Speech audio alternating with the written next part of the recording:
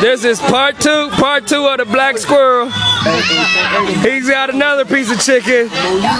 We had a birthday party. You hear the music in the background. He finally got his last piece of chicken. He's in the tree getting his eat on. You see it again. See what happens?